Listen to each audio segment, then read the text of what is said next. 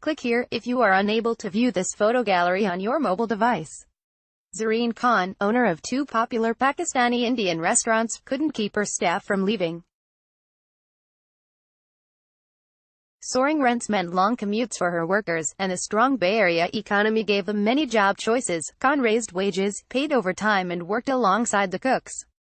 Little worked. So last year, she bought a home in East Menlo Park, a 15-minute drive from her Palo Alto restaurant. She moved 4 full-time employees into the house.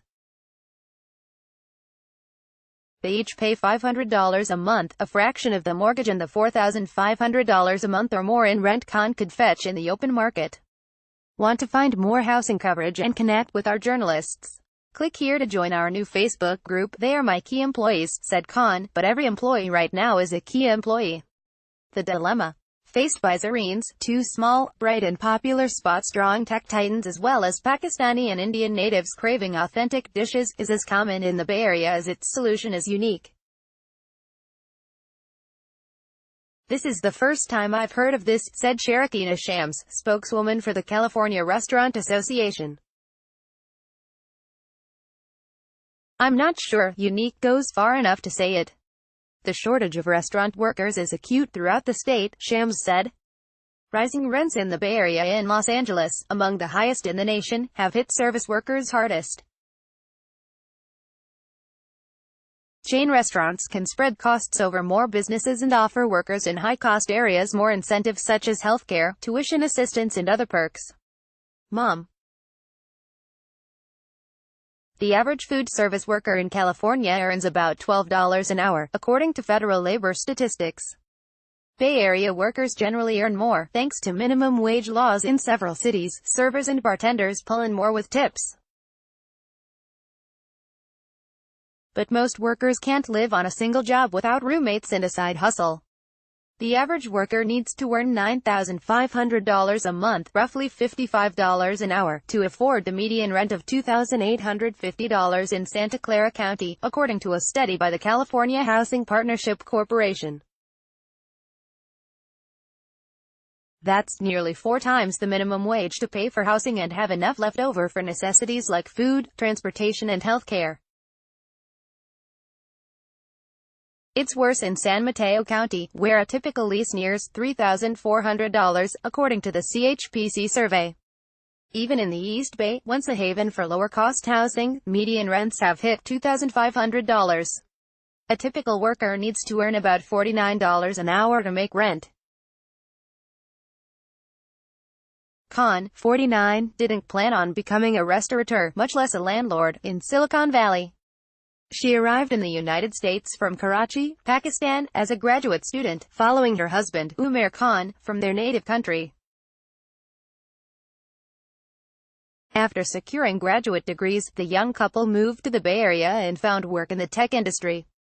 Her husband started a software company, and Khan worked as a product manager for a tech firm while the couple raised their 3 children in Cupertino. Something had to give between her career and family, and she knew it was the job. She flirted with the idea of teaching middle school science, but a side task, feeding her family, had seized her time and imagination. Khan taught cooking classes using her mother's recipes. She made kebabs in bulk, their fame spreading through word of mouth. They froze well and made a perfect quick meal for working moms. Soon, she was asked to cater at a friend's tech company. Khan served lunch to about 150 engineers and staff. The requests grew, and her catering business evolved in 2014 into a Mountain View storefront called Zareen's. Khan said she took pains to reward and keep good employees. Family helped too. Her husband, an MIT-educated engineer, initially worked the cash register, and her children all pitched in. The first 6 months, she said, I felt like I made a big mistake. The popularity outpaced the small storefront in Mountain View. Khan opened a second location in 2016 in Palo Alto, about a mile from Stanford. Soon, long lines regularly snaked through the outdoor seating and onto the sidewalk, as customers waited for chicken boti sizzlers, gola kebabs and samosas. The staff, always trying to keep up, could easily break under the strain. Khan lost an employee every 2 weeks, on average, she said. It's not just busy, said weekend manager Umair Sadiq. It's very busy. Khan rented a 2-bedroom apartment in Santa Clara and subsidized rent for a few employees. But the landlord didn't like the arrangement, she said. That's when she bought a 3-bedroom, 2-bath house in Menlo Park for about $950,000. Her plan: give 2 rooms to full-time employees to share, and rent out the master bedroom near market rate. I'm not making money, I'm losing money, Khan said. I'm keeping them. The tidy space has the look of a bachelor pad for well-behaved 20-somethings. On a recent visit, a small flat-screen TV sat on the fireplace mantel. Shoes were lined up neatly in the dining room. The couch, coffee table and dining room set came from their boss. The kitchen was unusually clean because the men eat restaurant meals 6 days a week.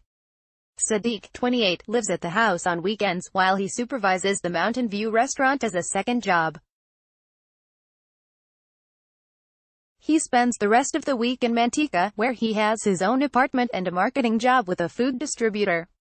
He didn't want to quit Serene's because he's devoted to his boss, but a long commute never would have worked for him. Sadiq and other employees compare her to a big sister. She's there, Sadiq said. She checks on everything. Mohammed Naqvi, 29, moved into the house about 7 months ago when he was hired as a cook. It was a very good deal, said Naqvi, a Pakistani native whose family remains overseas. It allowed him to save money, and he appreciates that his boss is looking out for him. Having a bed near the restaurants takes some stress away from a fast-paced job, Sadiq said. Customers come from as far away as Sacramento, and Pakistani and Indian families visiting from out of state will make special trips for a taste of home, he said. On a recent weekday morning, Naqvi reported to work around 10 a.m. To prepare for lunch, Mexican music blared as a mix of Latino, Pakistani, Indian and Caribbean workers grilled chicken, stirred broth and peeled onions. Aromas of curry and turmeric wafted through the kitchen and dining room, as employees swept and set up tables. Khan arrived and quickly pulled on an apron, supervising and prepping alongside her cooks. Carlos, a cook, has worked at Serene's for several months. The 40-year-old, who declined to give his last name, said he worked 2 jobs to support his family. He spends 5 hours at the Palo Alto restaurant, then drives to San Francisco for an 11-hour overnight shift at a bakery, he said. He tallies 90 hours a week between the 2 jobs. He dozes in his car between jobs. After paying for his children's health insurance and child support, he sees renting a room as a luxury he can't afford. I don't want to pay rent for 2 or 3 hours of sleep, he said. Khan has urged him to nap at the Menlo Park home, and last week she sold her used car, with a heavy discount, to another employee. The restaurant has thrived, earning notice from the prestigious Michelin Guide and long dinner lines that sometimes include Mark Zuckerberg. She could open more restaurants, she said, if she could find more staff. It's been something great for me, she said. I do want people to come together over food.